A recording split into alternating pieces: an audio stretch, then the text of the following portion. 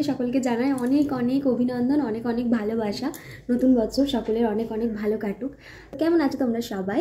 আশা করছি সকলে ভালো আছো এবং সুস্থ আছো, আর আমরাও খুব ভালো আছি। তো আজ থেকে তো নতুন বছর শুরু হচ্ছে। নতুন বছর মানেই একটা নতুন আশা, নতুন চিন্তা ভাবনা, নতুন পাওয়া, সব কিছুই। নতুন বছর শুরু হচ্ছে। অনেকেই হয়তো এই ধরনের মন্তব্য করে থাকে যে শুধুমাত্র বছরটাই চেঞ্জ হবে, আমাদের কপালের পরিবর্তন হবে না। প্লিজ এরকম কোনো চিন্তা ভাবনা মাথায় রেখো না। Be positive.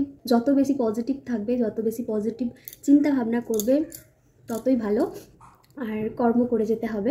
শুধুমাত্র কপালের উপর সব কিছু ছেড়ে দিলে তো হবে না। নতুন বছর, নতুন নতুন ভালো ভালো কর্ম করো, নিশ্চয়ই ফল পাওয়া যাবে। তোমরা বছরের প্রথম দিনটা তোমরা কেমনভাবে এনজয় করছো আমাকে কিন্তু কমেন্ট করে জানাবে।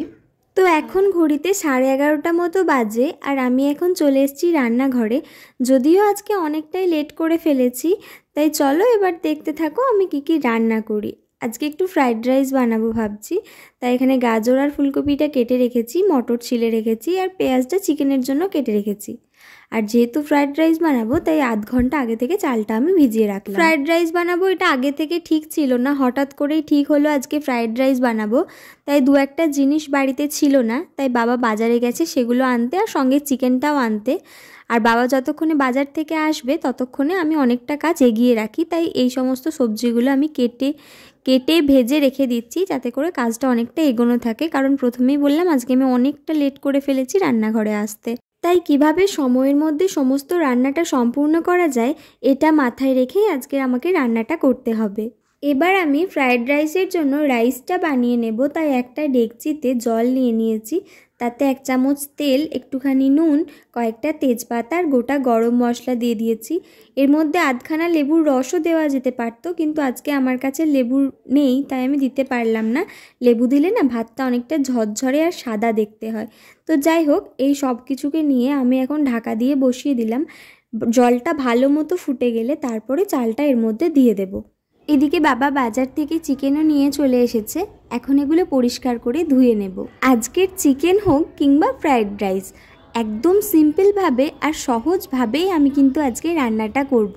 কারণ প্রথমেই বলেছি আজকে আমার হাতে সময়টা অনেকটাই কম, যেহেতু অনেকটা লেট করে আজ রান্নাঘরে ঢুকেছি। আর সিম্পল করে রান্না করব কারণ কয়েকদিন আগেই আমার পেটের কিছু সমস্যার জন্য আমাকে হসপিটালাইজড হতে হয়েছিল। তো সেই সবের কথা মাথায় রেখেই আজকে রান্নাটা একদম সিম্পলভাবে করব, যাতে বেশি তেল ঝাল অথবা মশলা বা ঘি কোনো কিছুই আমার ব্যবহার খুব বেশি না হয়, সেটা মাথায় রেখেই রান্নাটা করব। অনেকেই অনেক রকমভাবে ফ্রাইড রাইস বানিয়ে থাকেন, আমিও বানিয়েছি বিভিন্ন রকমভাবে, কিন্তু তার মধ্যে আজকের রান্নাটা আমি যেভাবে করছি সেটা আমার সবথেকে ইজি আর চটজলদি তৈরি হয়ে যায় বলে আমার মনে হয়েছে। কোনো কিছু রান্না করতে বা খেতে ঠিক যতটা ভালো লাগে, তার থেকে অনেকটা বিরক্ত লাগে যখন দেখি সিঙ্কে এক গাদা বাসন জড়ো হয়ে আছে আর সেগুলো আমাকে এখন ধুতে হবে। এই ভয়ঙ্কর ঠান্ডাতে আমি কিন্তু একদমই বেশি বাসন ধোবো না, এটা কিন্তু আমি মনে মনে ঠিক করেই নিয়েছি। আর এইভাবেই কিন্তু আমি রান্নাটা করছি, যাতে আমাকে বেশি বাসন ধুতেও না হয়। কারণ আজকের ঠান্ডাটা না মারাত্মক ঠান্ডা, 8 ডিগ্রি টেম্পারেচার চলছে আমাদের এখানে। দেখো, তোমাদের সাথে গল্প করতে করতে একদিকে যেমন আমি চিকেনের মশলাটা কষিয়ে নিচ্ছি, অন্যদিকে বারে বারে কিন্তু আমাকে চেক করে দেখতে হচ্ছে ভাতটা ঠিক কতটা সেদ্ধ হয়েছে। এই ফ্রাইড রাইসের চালটা আমি এখন 90% মতো কুক করে নেব। এর থেকে কম বেশি হলে সমস্যা হলেও কিন্তু হতে পারে। ভাতটা মোটামুটি 90% মতো হয়ে যাওয়ার পর এটা নামিয়ে মাড় ঝরিয়ে নিয়েছি। এখন এরকম গরম গরম ধোয়া ওঠা ভাতের মধ্যেই আমি ডাস্টিং সুগার এবং যে সমস্ত সবজিগুলো ভেজে রেখেছিলাম সেগুলো অ্যাড করে দিচ্ছি। তারপর এই সব কিছুকে খুব ভালোভাবে মিক্স করে নিয়ে ঢাকা দিয়ে সাইডে রেখে দিচ্ছি। ব্যাস, ফ্রাইড রাইস কিন্তু 90% মতো রেডি হয়ে গেছে। বাকি যে কাজটা আছে সেটা একটুখানি পরে করছি, ততক্ষণ চিকেনটাকে একটু দেখে নিই সে কতদূর এগোলো।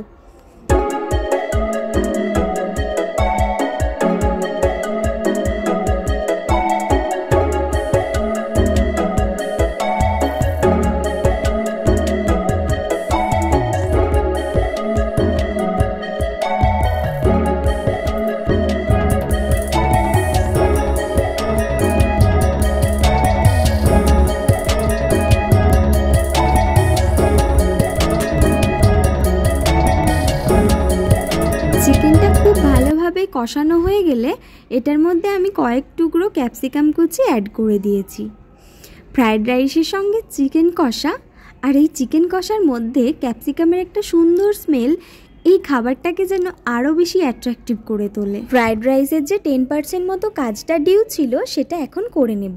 তার জন্য কড়াইয়ে 1 চামচের মতো ঘি গরম করে তাতে কাজু আর কিশমিশটা ভেজে নিয়ে ফ্রায়েড রাইসটার সাথে খুব ভালোভাবে মিশিয়ে দেব। ব্যাস, তাহলেই আমার ঝরঝরে সিম্পল আর টেস্টি ফ্রায়েড রাইস রেডি হয়ে গেল।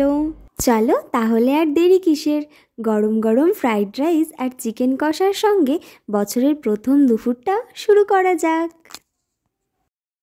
দুপুরের খাওয়া দাওয়া সেরে আমরা এখন চলে এসেছি ছাদে। আর আজকে তো রোদ ওঠেনি, এখন প্রায় 2-2:30 মতো বাজে, কিন্তু এমন মনে হচ্ছে যেন ভর দুপুরে সন্ধ্যা নেমে এসেছে।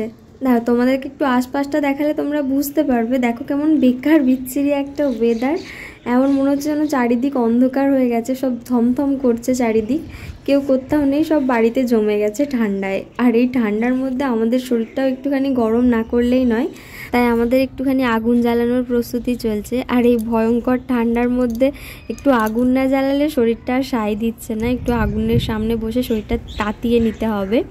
তাই এই যে মা এখানে বসে বসে আগুন জ্বালানোর ব্যবস্থা করছে। বছরের প্রথম দিনে এরকম মারাত্মক লেভেলের ঠান্ডা পড়বে আর আমাদেরকে এই ভর দুপুরে আগুন জ্বালিয়ে বসতে হবে, কে বা জানতো। এরপর তো দিন দিন আরও ঠান্ডা বাড়বে, তখন না জানি আমাদেরকে আরও কী করতে হবে।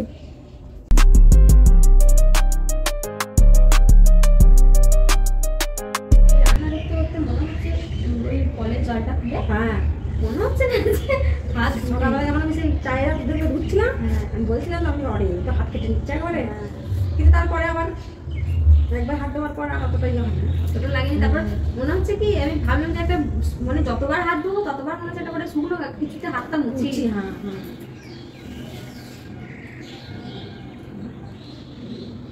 এমন ভয়ঙ্কর ঠান্ডায় আগুন পোহানোর মতো অভিজ্ঞতা আমার ওয়েস্ট বেঙ্গলে থাকাকালীন হয়নি, কারণ আমাদের ওদিকেতে তো এতটা ঠান্ডা পড়তো না যতটা এখানে পড়ে।